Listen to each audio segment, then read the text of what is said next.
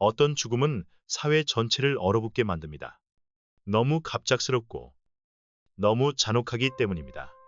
배우 이선균의 죽음이 바로 그러했습니다. 1975년에 태어난 그는 수많은 명작 드라마와 영화에 출연하며 연기력을 인정받았고, 특히 영화 기생충을 통해 세계적인 박수를 받았습니다. 안정된 경력, 아름다운 아내, 사랑스러운 아이들. 그러나 2023년 12월 말, 깊은 겨울밤 차 안에서 싸늘한 죽음으로 발견되었습니다. 그 순간 세상의 모든 조명이 꺼져버린 듯 했습니다. 이선균의 죽음은 단순한 한 배우의 죽음이 아니었습니다. 그는 당시 마약 의혹으로 거센 여론의 폭풍 속에 있었습니다. 언론은 매일같이 헤드라인을 쏟아냈고, 사회는 의심의 눈초리를 거두지 않았습니다.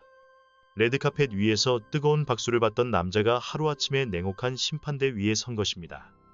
결국 그는 감당하기 어려운 압박 속에서 스스로 삶을 내려놓았습니다. 가족과 동료, 그리고 그를 사랑한 수많은 관객에게 깊은 상처를 남긴 채 차 안에서 홀로 맞이한 마지막은 너무도 비극적이었습니다. 그것은 가난이나 실패가 아닌 여론과 절망의 무게에 짓눌린 끝이었습니다. 사람들은 묻습니다. 화려한 영화의 뒤편에 그는 어떤 고통을 안고 있었던가? 왜 그토록 외롭게 버티다 결국 쓰러질 수밖에 없었는가? 그 마지막 순간은 끝이 아니라 수많은 질문의 시작이 되었습니다. 우리는 이제 돌아봐야 합니다. 한 재능 있는 배우가 어떻게 살았고, 무엇을 감당했으며, 무대 뒤에 어떤 상처를 남겼는지를, 이선균의 마지막을 이해하려면 우리는 그의 시작으로 돌아가야 합니다. 1975년 서울. 한국은 전쟁의 가난을 벗어나 빠르게 성장하던 시기였고, 사회는 혼란과 변화로 가득했습니다.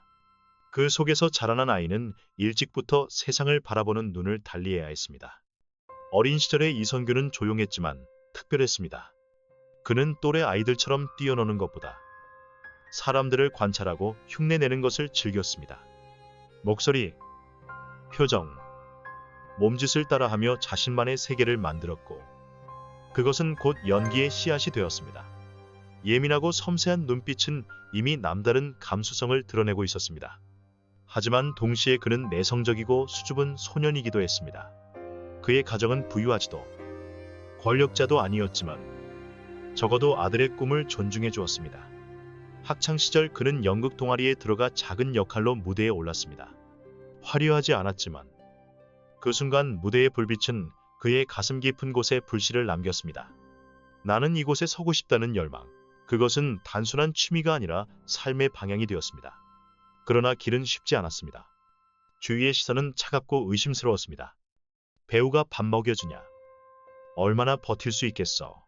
같은 말들이 그를 흔들었지만 동시에 더 단단하게 만들었습니다. 그는 자신에게 다짐했습니다. 무대 위에서, 스크린 속에서 진짜 나를 증명하겠다. 그의 어린 시절은 화려한 배경이 아닌 스스로 길을 개척해야 하는 시간이었습니다. 그리고 그 안에서 그는 예민함과 고독, 그리고 끝없는 자기 탐색을 배웠습니다. 훗날 그를 지탱해준 힘도 그때 이미 시작되고 있었던 것입니다. 이선균의 청춘은 끈질긴 도전의 연속이었습니다. 한국예술종합학교를 졸업한 뒤 그는 본격적으로 연기자의 길에 들어섰습니다. 처음부터 화려하지 않았습니다. 작은 극장에서의 단역, 몇 분 스쳐 지나가는 드라마 속 인물들. 그러나 그는 그 무대마다 최선을 다하며 자신을 단련했습니다. 누구도 주목하지 않는 시간들이 오히려 그의 연기를 깊고 단단하게 만들었습니다. 그의 낮게 깔린 독특한 목소리는 곧 트레이드마크가 되었습니다. 중후하면서도 따뜻한 울림은 시청자들의 귀와 마음을 사로잡았습니다. 그리고 마침내 드라마 커피 프린스 1호점에서 본격적으로 빛을 발했습니다.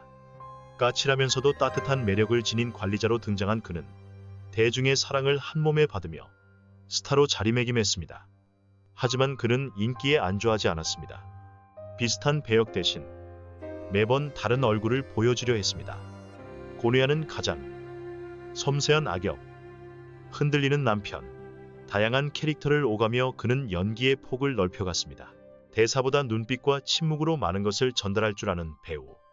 이선균은 그렇게 자신만의 색깔을 확실히 새겼습니다. 정점은 2019년 영화 기생충. 부유한 집안의 아버지로 분한 그는 세계 영화사의 한 페이지를 장식했습니다. 칸 영화제 황금 종려상, 아카데미 사관왕. 그 순간 이선균은 한국의 배우를 넘어 세계적인 얼굴이 되었습니다. 레드카펫 위, 환호와 플래시 속에서 그는 지난 세월의 고된 발걸음을 보상받는 듯했습니다. 그러나 찬란한 스포트라이트에는 언제나 짙은 그림자가 따릅니다.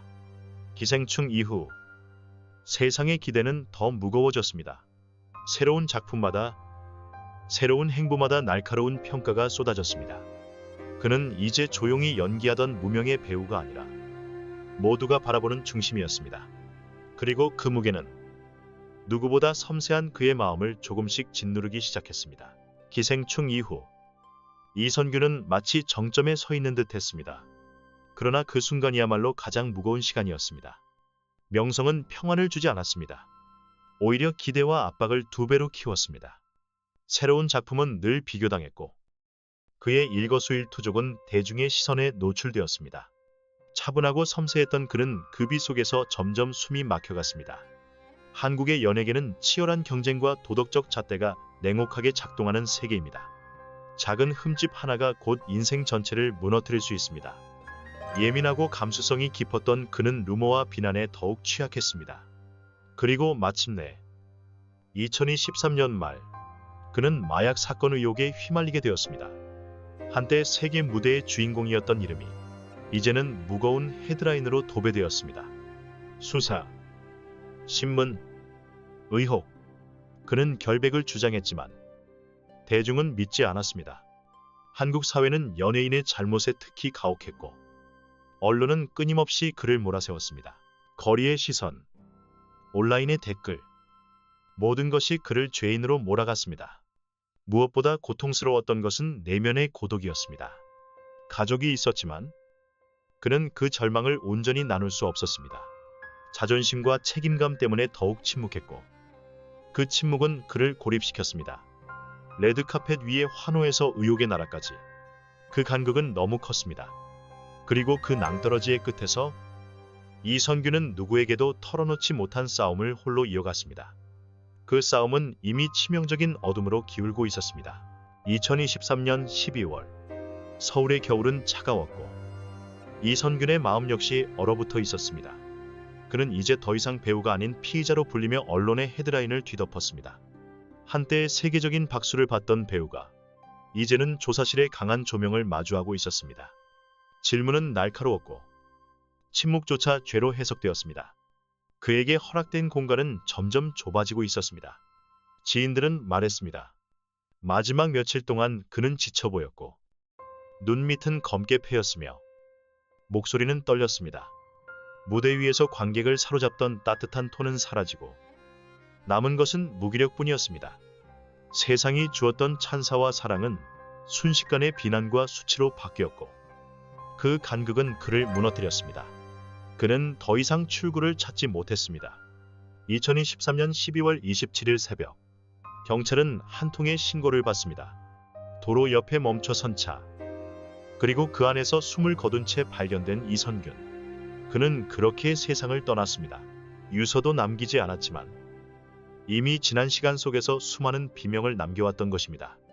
그의 죽음은 단순한 개인의 선택이 아니었습니다. 그것은 우리 사회가 얼마나 한 인간을 몰아세울 수 있는지를 보여주는 잔혹한 거울이었습니다. 기자들은 애도했고 동료들은 오열했으며 대중은 충격에 잠겼습니다. 하지만 모든 눈물은 늦었습니다. 비극은 이미 닫혀버린 책처럼 끝나버렸습니다. 이선균의 죽음은 한국 연예계와 전 세계 관객을 충격에 빠뜨렸습니다. 그러나 비극 속에서도 그는 사라지지 않는 유산을 남겼습니다. 작은 무대의 단역에서 시작해 기생충의 아버지 역까지 그는 언제나 진정성을 담아 연기했습니다. 그의 눈빛과 침묵은 스크린을 넘어 우리의 삶과 맞닿아 있었습니다. 사람들은 그를 성공으로만 기억하지 않습니다. 오히려 연약하고 상처받기 쉬운 한 인간으로 예술가의 본질을 보여준 존재로 기억합니다. 그의 이야기는 우리에게 묻습니다. 우리는 혹시 너무 쉽게 누군가를 재단하고 버리지는 않았는가? 비극이 전해진 날, 동료들은 눈물을 흘렸고 팬들은 자발적으로 추모 공간을 만들었습니다. 스크린 너머로만 알던 배우였지만 그의 죽음을 통해 많은 이들이 마치 가족을 잃은 듯한 슬픔을 고백했습니다. 그것은 예술의 힘이었습니다. 보이지 않는 마음들을 연결하고 죽음조차 넘어서 남겨진 자들을 하나로 묶는 힘. 이선균은 떠났지만 그의 영화와 드라마는 여전히 살아있습니다. 그의 목소리, 그의 눈빛은 우리 곁에 남아 조용히 속삭입니다. 행복은 명성에 있지 않다. 그것은 서로를 이해하고 사랑하는 순간에 있다. 이 영상을 보고 있는 여러분, 잠시 그를 추모해 주시길 바랍니다. 그리고 댓글에 여러분의 생각과 감정을 남겨주세요. 그것이 곧 또 다른 위로가 되어 어둠 속에 있는 누군가에게 작은 빛이 될 수 있으니까요.